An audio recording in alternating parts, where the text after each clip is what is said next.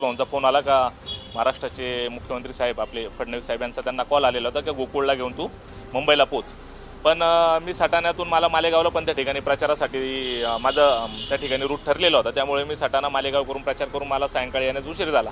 तर गणेश भाऊ काल दुपारीच मुंबईकडे रवाना झालेली. पण मला आता माझ्या माहितीप्रमाणे मुख्यमंत्री साहेब त्या ठिकाणी दिल्लीला गेलेले आहे. पण मला गणेश भाऊंचा निरोप आहे की आपल्याला उपमुख्यमंत्री शिंदे साहेब त्या ठिकाणी आज भेटणार आहेत. हो, मी त्यांना भेटणार आहे. आता महाराष्ट्राचे वरिष्ठ मंत्री आहे दोघं पण. आता मला तर खरा फडणवीस साहेबांचाच निरोप होता, पण आज त्या ठिकाणी ते मुंबईमध्ये उपलब्ध नाही आणि एकनाथ शिंदे साहेब आहे वाटतं, तर मी त्यांना आज भेटेल. हो, मी लढण्यावर ठाम आहे आणि माझा प्रचार पण चालू आहे. काल पण मी त्या ठिकाणी सटाण्यामध्ये व्यक्तिगत सगळ्या नगरसेवकांच्या गाठीभेटी घेतल्या. नंतर सायंकाळी मी मालेगावच्या नगरसेवकांच्या गाठीभेटी घेतल्या. मुख्यमंत्री दिल्लीमध्ये आहे, मग मुख्यमंत्र्यांच्या भेटीसाठी देखील जाणार आहे. नाही, मला जर मुंबईत जाऊन तसं काही सांगितलं गेलं की आपल्याला दिल्लीला जायचं, तर आता शेवटी तिथं मला जाणं क्रम प्राप्त आहे त्या ठिकाणी मुख्यमंत्र्यांच्या भेटीला. आपण निवडणूक लढवण्यावर ठाम आहात, मात्र काल किशोर दराडे यांनी गणेश भाऊ यांच्या घरी जाऊन भेट घेतली होती आणि मतदान करण्यासंदर्भामध्ये त्यांची चर्चा झाली. त्यावेळी त्यांनी कुणाल दराडे यांनी असं काही बोललेलंच नाही असं देखील विचार केला. हे बघा, ते कुठले मतदान मागायला ते आलेले नव्हते. ते आले होते गणेश भाऊंची आणि माझी व्यक्तिगत भेट घेण्यासाठी. पण मी त्यांची भेट त्या ठिकाणी काल नाकारली. ते गणेश भाऊंना आणि वहिनींना भेटले. काल त्यांनी त्या ठिकाणी दिलगिरी व्यक्त केली, माफी पण मागितली की आमच्याकडून येण्यास उशीर झाला किंवा कुणालचा शब्द चुकलेला आहे. आता ते जे सांगताय का, त्यांनी हे पण सांगितलं मला आपल्या माध्यमातूनच कळले की गणेश आणि गोकुळ दोघे माझे लहान भाऊ आहे. जर आम्ही तुमचे लहान भाऊ आहे आणि तुमचा स्वतःचा पुतण्या आम्ही जर लहान भाऊ आहे असं म्हटल्यानंतर आमचा बाप पण हा किशोर दराडेंचा बाप होऊ शकतो. मागच्या वेळेस तुमचा पुतण्याच जर तुमच्या बापाचा उद्धार करत असेल आणि त्याच्यावर तुम्ही दिलगिरी व्यक्त करीत असाल तर ही कुठली पद्धत आहे? अगोदर बोलायचं आणि नंतर मग दिलगिरी व्यक्त करायची, हे काय महाराष्ट्राच्या संस्कारांना किंवा संस्कृतीला शोभनीय नाही. आणि आपल्याला माहीत आहे कुणाल दराडेंचे पूर्वी पण असे वादग्रस्त व्हिडिओ त्या ठिकाणी सोशल मीडियाच्या माध्यमातून अजून पण ते त्या ठिकाणी फिरत आहे. आपल्याला माहीत आहे त्यांच्या हॉस्पिटलमधलं एक घाण माझा तरी बापच काढलाय, पण एका व्यक्तीचा त्यांनी किती 7 पिढ्यांचा उद्धार केलेला आहे त्या व्हिडिओच्या माध्यमातून. तुम्ही भाजपचं तुमच्याकडे काही पद आहे का? कारण तुम्ही वारंवार नाही, माझ्याकडे भारतीय जनता पार्टीचं कुठलंही पद नाही. मी पूर्वी पण सांगितलं आहे की गणेश भाऊ 2017 पासून भारतीय जनता पार्टीचे पदाधिकारी आहे, नगरसेवक होते, स्थायी समितीचे सभापती होते.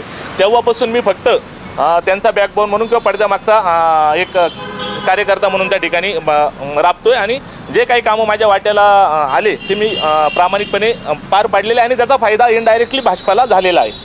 तुमची माघार होण्यावरती किंवा पाठिंबा दिल्यावरती जळगावचं देखील चित्र स्पष्ट होणार आहे. जळगावचं चित्र तसं एकतर्फी आहे. त्या ठिकाणी भारतीय जनता पार्टीकडे बहुमत आहे.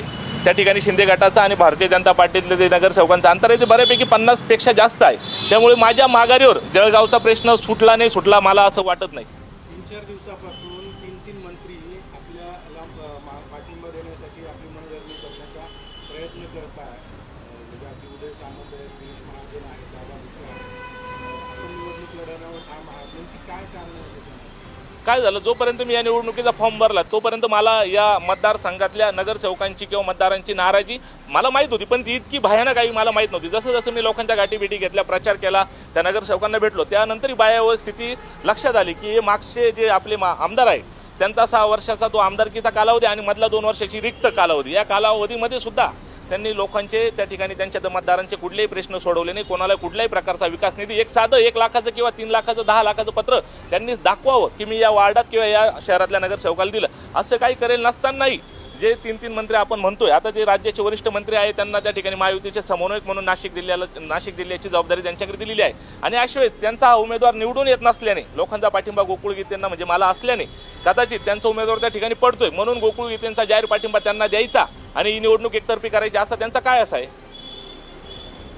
आज तुम्ही एकनाथ शिंदेची भेट घेणार आहात, भेट घेणार मला त्या ठिकाणी मुख्यमंत्र्यांच्याच भेटीसाठी बोलवलं होतं, पण मला आत्ता कळालं की मुख्यमंत्री साहेब त्या ठिकाणी दिल्लीला गेलेले आहे. मग आता जे मुंबईमध्ये उपमुख्यमंत्री साहेब शिंदे साहेब असेल तर मी त्यांना भेटेल आणि मग काय पूर्ण आज चर्चा होती मी ते कळेल, समजेल मला आज. आपण या आधी सुद्धा एकनाथ शिंदेची भेट घेतलेली होती, चर्चा झालेली होती. आज सुद्धा आपण जाऊन मुंबईत भेटताय, काही मार्ग निघेल यामध्ये? मला वाटत नाही काही मार्ग निघेल, कारण माझी आमदारकी मला 18 जूनला त्या ठिकाणी समोर दिसते आणि अशा वेळेस ते मला काय देऊ शकतात मला माहीत नाही. आता त्यांनी त्या ठिकाणी आज चर्चा आणतीच तो विषय समजेल. 3 मंत्री तुमच्या माघारीसाठी पाठिंबासाठी प्रयत्न करतात, तुम्हाला काही आश्वासनं दिली जात आहेत का? नाही, मला त्यांनी आश्वासनं देण्यापेक्षा मी तडजोड करणारा कार्यकर्ता नाही. मला कुठली आश्वासनं नकोय. मी माझी निवडणूक लढणार आहे आणि अशी काही मी त्यांच्याकडे मागणी पण केलेली नाही. पण राज्याचे सर्वात प्रमुख नेते असणारे मुख्यमंत्री उपमुख्यमंत्री तुम्हाला काही सांगता आहेत आणि तुम्ही अजून आपल्या उमेदवारी ठाम आहे, का बरं असं होतंय? काय होतं, हा ज्या मतदारसंघाचा हा विषय आहे नाशिक स्थानिक स्वराज्य, इथले जे आमदार आहे 74 वर्षीय हे निष्क्रिय आहे. यांनी त्यांच्या 8 वर्षाच्या कार्यकाळात सपशेल अपयशी ठरलेले आहे आणि लोकांची जनभावना आहे का गोकुळ घेते तुम्ही लढा, तुम्ही घरात बसले तरी आम्ही तुम्हाला मतदान करणार आहेत. अशा वेळेस मी त्यांचा घात करणं मला शोभत नाही. लोकांचा आता मी काल सटाण्याला गेलो, देवळ्याला गेलो, मालेगावला गेलो, लोकांची शोभ इतका भयंकर आहे तर ते त्या उमेदवाराला अटेंडच करू शकत नाही. हां, आता यात जर या तीन मंत्री महोदय माझ्या वेळोवेळी गाठीभेटी घेत आहे, त्यांचा मला काही कुठला दबाव नाही, पण ते मला विनंती करताय की या ठिकाणी आमच्या उमेदवाराला तुम्ही पाठिंबा द्या. पण पाठिंबा हा शब्द मी वापरू शकत नाही. पण एक असं असतं ना, वरिष्ठ ज्यावेळेस सांगतायत आपल्यापेक्षा पदाने जे वरिष्ठ आहेत कुठेतरी त्यांचा मान राखून जावा अशी एक सर्वसाधारण समज असतो, त्यालाच तुम्ही कुठेतरी आव्हान नाही. मी त्यांचा मान ठेवण्यासाठी मी त्यांना एकच सांगितलं, मी थांबू शकतो, मी व्यक्तिगत घरात थांबू शकतो, मी पाठिंबा हा शब्द त्यांना वापरू शकत नाही, कारण पाठिंबा देण्यासारखं योग्य व्यक्तिमत्व त्यांचं नाही आहे. हो, पण मग निवडणुकीमध्ये तुम्ही थांबण्याची तुमची तयारी आहे? निवडणुकीमध्ये थांबण्याची माझी बिलकुल तयारी नाही. पण तुम्ही हा प्रश्न विचारला की वरिष्ठ मंत्र्यांच्या शब्दाला मान देणार का नाही देणार. त्यांच्या शब्दाला मान द्यायचा असेल तर मी फक्त घरात बसू शकतो, पण मी पाठिंबा हा त्या व्यक्तीला देऊ शकत नाही. मी पाठिंबा देऊन का उपयोग आहे? त्या मतदारांचाच त्यांना पाठिंबा नाही किंवा त्यांच्या पाठिंबागे ते मतदार उभे राहणार नाही याची मला खात्री आहे आणि ती सगळ्यांना आहे. आता जो विषय आहे, 3 मंत्री तुम्हाला याआधी पण बोलत होते, एकनाथ शिंदेची पण तुमची भेट झालेली, आज पुन्हा तुम्हाला हे सांगणार आहे की तुम्ही निवडणुकीमधून थांबून जा, तुमचं त्यांना काय सांगणार असणार आहे? नाही, आता 4 दिवसापूर्वी जी आमची भेट झाली ती व्यक्तिगत स्वरूपाची होती त्या ठिकाणी, पण त्यांनी मला कन्व्हिन्स केलं, पण मी त्यांना निदर्शनात आणून आणि त्यांना ही बाब मान्य आहे का त्यांचा उमेदवार त्या ठिकाणी चुकलेला आहे.